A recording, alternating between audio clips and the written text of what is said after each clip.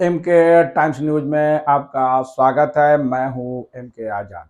आज हम बात करेंगे कि भारतीय जनता पार्टी के तेलंगाना में भी जो लिस्ट आई, इससे ये साबित हो गई कि भारतीय जनता पार्टी के पास अब रणनीति नहीं बची है और वो एक की रणनीति और एक की राजनीति के तहत आगे बढ़ रही है।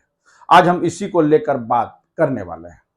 तो तेलंगाना के लिस्ट से ये साबित हो गया कि फिर 3 सांसदों को वहां विधानसभा का टिकट दे दिया।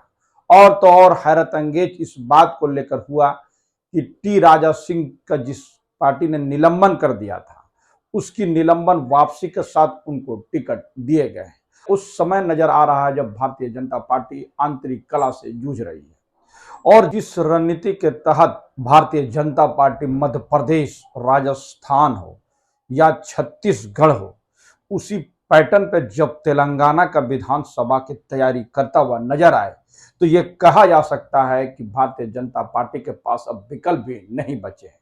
अब उनको अपने कार्यकर्ताओं पर भरोसा नहीं रह गया है और तो और जो स्थानीय विधायक है उस पर तो बिल्कुल भरोसा नहीं रह गया है। उससे एक मैसेज जो जा रहा है वो लोकतंत्र के लिए सही नहीं है, क्योंकि जब सांसद विधानसभा का चुनाव लड़ेंगे और एक सीट उनको छोड़ना पड़ेगा तो फिर चुनाव होंगे और इस चुनाव पर जो राज्य सरकार का और देश का जो खर्चा होगा, इससे कौन उठाएगा? क्या यह रणनीति लोकतंत्र के लिए सही है? क्योंकि जिस तरह से केंद्रीय मंत्रियों को भी जब विधानसभा का टिकट दिया गया और केंद्रीय मंत्री इस्तीफा नहीं दे रहे हैं और चुनाव लड़ रहे हैं, तो इसे क्या कहा जाएगा? पूरी शक्तियां, क्योंकि एक मंत्री के पीछे जो खर्चे आते हैं उस खर्चे का हिसाब लगाया जाए तो आप जानकर हैरत अंगेज में पड़ जाएंगे कि काफी भारी भरकम इनके सुरक्षा व्यवस्था में खर्च होती है। और ये केंद्रीय मंत्री कोई अपने देश के लिए काम नहीं कर रहा है, बल्कि चुनाव प्रचार में अपनी सारी एनर्जी लगाते हुए नजर आए, तो इसे क्या कहेंगे? लोकतंत्र में इससे बड़ा मजाक क्या हो सकता है जब केंद्रीय मंत्री विधानसभा का चुनाव करते हुए नजर आए और तो और जब देश के प्रधानमंत्री विधानसभा चुनाव में धुआंधार प्रचार करते हुए नजर आए, सभा और रैलियां करता हुआ नजर आए, तो देश के पैसे से मजाक कौन कर रहा है? जिस देश में करीब 20 करोड़ से ज्यादा की आबादी भूखी हो, हंगर इंडेक्स 2023 पर गौर करें तो बड़ा हैरत अंगेज है कि जिस देश में लोग इतने भूखे हैं और जिस देश में लोग गरीबी से जूझ रहे हैं और जिस देश में 59% से ज्यादा महिलाएं एनीमिया से पीड़ित हो, तो उस देश के प्रधानमंत्री जब विधानसभा चुनाव में प्रचार प्रसार में पूरे खर्चे करते हुए नजर आए, तो इससे क्या कहा जाएगा? क्योंकि प्रधानमंत्री की सुरक्षा और गृह मंत्री की सुरक्षा से संबंधित और तमाम खर्चे उसमें इंक्लूड होते हैं और इन खर्चों का हिसाब अगर लगाया जाए तो चुनाव प्रचार में यदि खर्च किए जाए, यदि लोकसभा का चुनाव होता तो माना जा सकता था कि प्रधानमंत्री उतरे हैं, लेकिन जिस तरह से विधानसभा चुनाव में प्रधानमंत्री, गृह मंत्री और उसके मंत्रियों का जो कारकेड चलता है, उससे जो खर्चे आते हैं, इस खर्चे का क्या है? और चुनाव आयोग इस मामले में खामोश जरूर नजर आ रहा है। आज हमारा इशू इधर बिल्कुल नहीं है। तो बात चल रही थी एक रणनीति के तहत, क्योंकि भारतीय जनता पार्टी के पास अब कोई रणनीति बचता हुआ नजर नहीं आ रहा है, तभी तो वो एक स्तर से और एक स्टैंड के साथ चलने में उनकी भलाई समझी जा रही है। और यह सब कुछ भारतीय जनता पार्टी के नेताओं को भी अच्छी तरह मालूम है कि जो सर्वे आ रहे हैं वो सर्वे हर जगह भारतीय जनता पार्टी के माथे पे पसीना लाने के लिए काफी है। और इस एक्सपेरिमेंट पर देखा जाए तो पश्चिम बंगाल में इसका एक्सपेरिमेंट हो चुका, उत्तर प्रदेश में भी इनका एक्सपेरिमेंट हो चुका, यानी केंद्रीय मंत्री विधानसभा का चुनाव लड़े और बुरी तरह हार चुके हैं।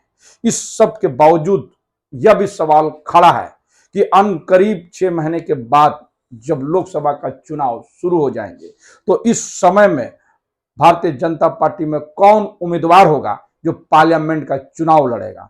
क्योंकि सांसद तो विधानसभा का चुनाव लड़ते हुए नजर आ रहे हैं, तो फिर यह सवाल खड़ा है कि उस वक्त में लोकसभा के उम्मीदवार कौन होंगे? क्या लोकसभा के सांसदों को विधानसभा टिकट देकर इस बात की ओर इशारा किया जा रहा है कि ये लोगों को अब टिकट नहीं मिलने वाला है और इनको निपटाने की एक साजिश भारतीय जनता पार्टी के नेताओं के द्वारा की गई है। यह भी राजनीतिक गलियारों पर विपक्ष के प्रहार से यह स्पष्ट होता हुआ दिखता है। तो कहे तो क्या कहे, क्योंकि चारा भी तो नहीं बन रहा है। जिस तरह राज्य दर राज्य चुनाव हारने का रिकॉर्ड इस वक्त भारतीय जनता पार्टी के माथे में कलंक की तरह दौड़ता हुआ नजर आ रहा है, इस वक्त में उनके सांसद चुनाव नहीं लड़ेंगे विधानसभा का, तो कौन लड़ेगा?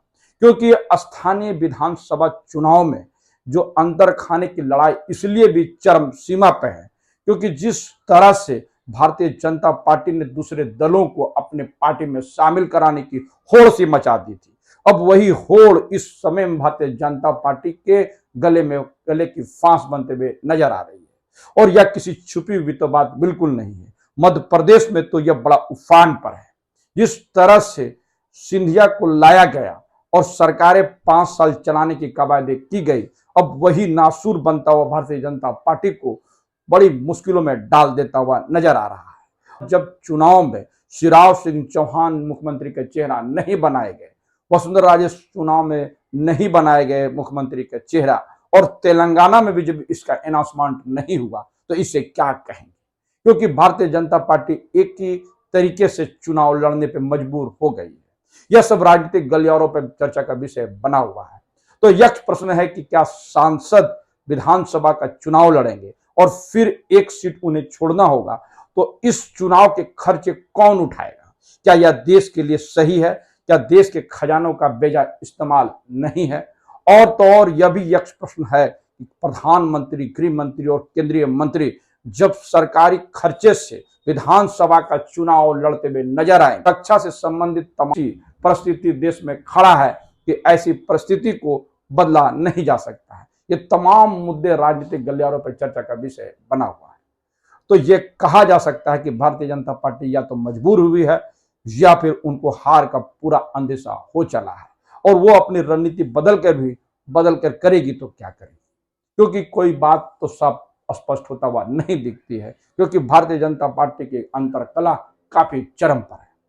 तो हमारा ये वीडियोज आपको कैसा लगा, अपने कमेंट्स बॉक्स में जरूर कमेंट्स करें, और जिन्होंने अभी तक हमारे न्यूज को सब्सक्राइब नहीं किया, उससे निवेदन की सब्सक्राइब जरूर कर दे। नमस्कार।